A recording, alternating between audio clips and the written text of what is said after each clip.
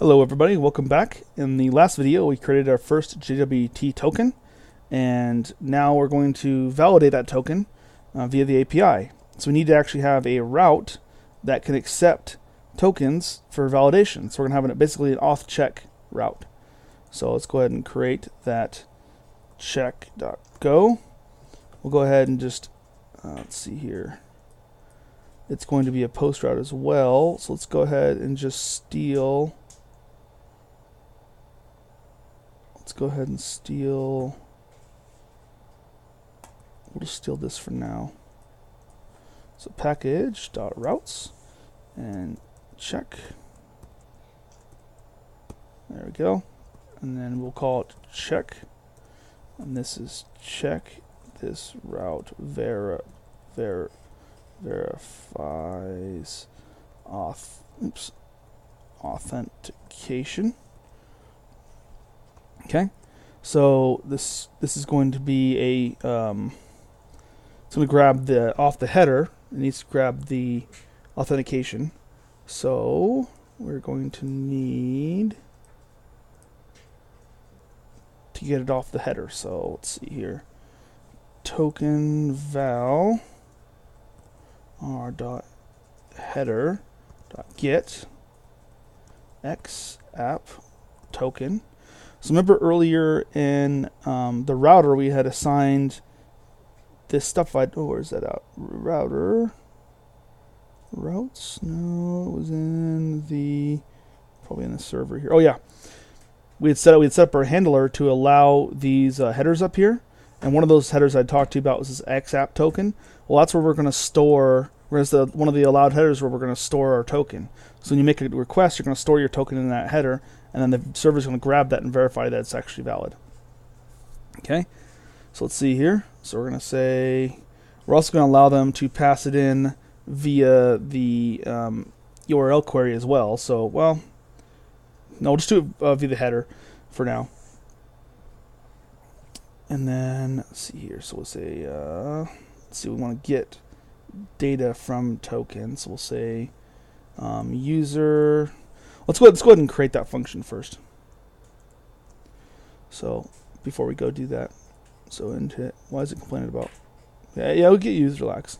And then we're gonna say get user from token. Okay, function get user from token. Okay, it's gonna need to pass in the DB. Remember, we need to use that ID that we stored earlier. So we stored this ID. We need to use that to go into the database and grab the data and pass it back. Engine. Okay, and we're going to say token value. And that is, of course, a string. We're going to pass back the user data. Users. Well, we need to include that package for them from the model. So let's see here. Users.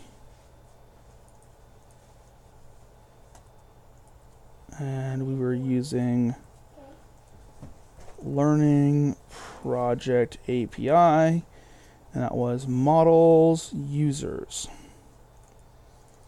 And going to pass back the user from that user, and then perhaps an error if we come across one. And then we'll say if length of token value is equal to 0, that's obviously an invalid token. So we'll say error is equal to errors.new no token present, and we'll just return with that error. Oh, we need to add the comment here. Get user from token. Grab user data from the database via the token data. Okay, and then what we need to do is we need to create another helper function here where we actually get the data from the tokens. We'll say function parse token, and that is going to be going to take the token itself, value string, and it's going to return an ID. So we'll say ID int 64 and perhaps an error. And then we need to actually parse the token. So say token is or an error is equal to JWT.parse. And we're passing in the value. Then we're going to create an anonymous function here that takes in token. That is a type of JWT.token and interface error. And it's going to return that sign key we had used earlier up here. But I believe we need to do this byte again. Okay. And nil. Okay, because there's no error basically. And then we just say switch error dot type. Say if there is no error, so case nil. We're going to say if token valid, return a 0 ID, and then errors dot new token is invalid, and then we'll save our user. Oh, what do you say? ID. Well, we'll just store it in that top upper one there. Claims, okay. Token dot claims, and we will map claims. If not okay, then we'll return 0 errors dot new. Token is invalid. Okay.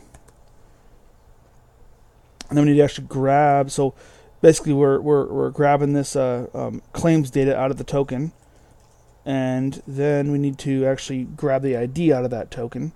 So we'll say ID is equal to int 64. We need to coerce this to int 64, and then claims ID, and then we'll just grab a float here, float 64, and then we will return. Okay, so parse token, parsing token. Okay, so we're actually going to grab use this parse function here.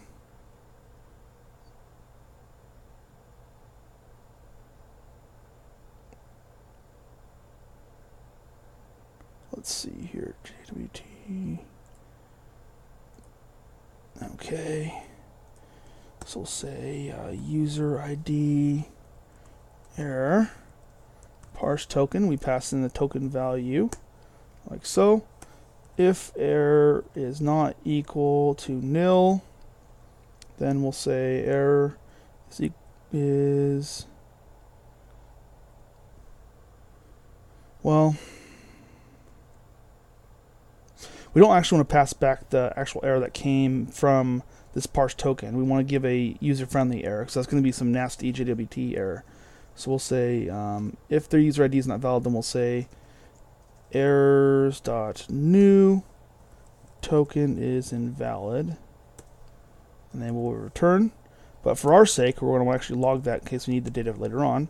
So we'll say parse token error log.print and error.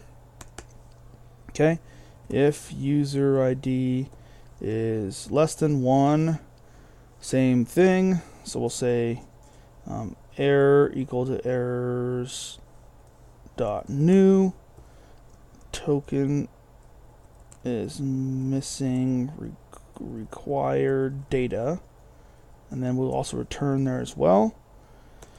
Okay, so now we actually have our user ID, so we can grab that out of the database. So we'll say, let's create let's see, we have this user data right here. So we'll say user.id is equal to user ID, There you go. And then we can say users error. Do we have the, I'm pretty sure we added it late. Yeah, there we go. Dot index. We pass in the DB. And then what was the, we should be able to pass in a user like so. Okay, a find by, it's a pointer. Okay, so that should actually work. And then we need to go in here and we need to say if find by dot ID is greater than 0, we'll say session is equal to session dot where ID equal to some passed in value, find by ID. Okay, what's it complaining about? Oh, I did that again. ID. There we go. And this actually I'm betting, yep, ID. Okay. Okay. Then we say if error is not equal to nil, or the length of users is equal to 0, which means either there's an error or we didn't find any user data with that ID, then we need to return an error. So say error equals errors.new. We'll say unable to get user data from token. And then we will return. And for our own sakes, we'll log print the error, if there is one. And then we'll say this user here will be equal to users 0. And then we'll say user.password is equal to an empty string, so you don't want to pass that back. And then we'll return. And we need to add a comment. What's this complaining about? User ID should be, oh yeah, that's okay. We'll go ahead and do that. And then what is this saying? Oh, there we go. And then no periods as well for errors. And that's the same thing here as well. Okay. So we should be able to use this get user from token and actually get the data, but we do have an error up here. What's it saying here? Cannot find package models users.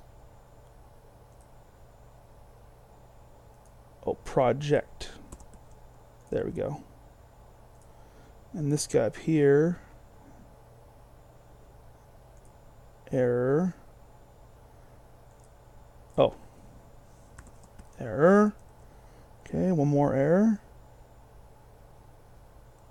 What am I missing here? Missing return. Oh, return. There we go. Okay, so we needed to do more handling right here, but I just want to get this up and running. So here we're only handling the case where there's no error. So not good. We'll handle that here in a second. So let's go to the login, because this stuff's kind of mind-numbing, so I'm just trying to get it out of the way.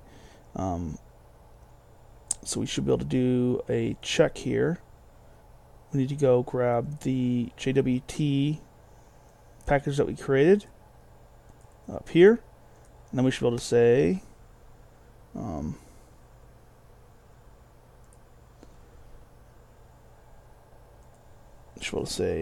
user error JWT.get user from token. Okay, and the first value we need to pass in is the token value. What's it complaining about? Oh yeah, DB. There we go. And then if error is not equal to nil, we'll say http.error the writer error.error, and then http.internal server error return. And then what's this complaining about? User not being, yeah, okay, that's fine. And then we'll need to marshal back this data. So let's go ahead and just marshal the data. We'll just marshal it to a user. Probably want to take it normally like to create a packet with the token and the data and pass it back, but for now we're just going to pass back the user data if there's no error. So JSON.marshal marshal that user data. If error is, we're just going to copy this. And then we'll say w.write header .set content type application JSON, and then w.write the packet that we just created. Packet. Okay. Oh, oops. There we go. Okay, so you should be able to post our packet to this check here that we created, and you should get back the user data, hopefully if everything goes well. The last thing we need to do is add this route to the router. So like before, routes. Like before we had this auth check here, we need to add the check one. Check, okay. Check, and that's also a post here. Check, there we go. Okay, go to our server, going to restart it. We're going to actually get a new token, like so. Then we're going to take this value right here, and then we're going to say curl x post header, and we need to do oh my gosh, curl headers. It is, that's right, colon is the delimiter. XApp token, we'll paste that in. So localhost 8000 auth check. And there we go. So we encrypted the token and then we decrypted the token. So I wanted to say, guys, I apologize for all that like heavy lifting with all that writing that code. I know that's just painful to go through, but it's kind of necessary. And the nice part about it is you only have to do it one time. And so now we have a server that can authenticate and encrypt and decrypt data via JWT tokens. And also the nice part too is we are sharing sessions across servers, which is awesome.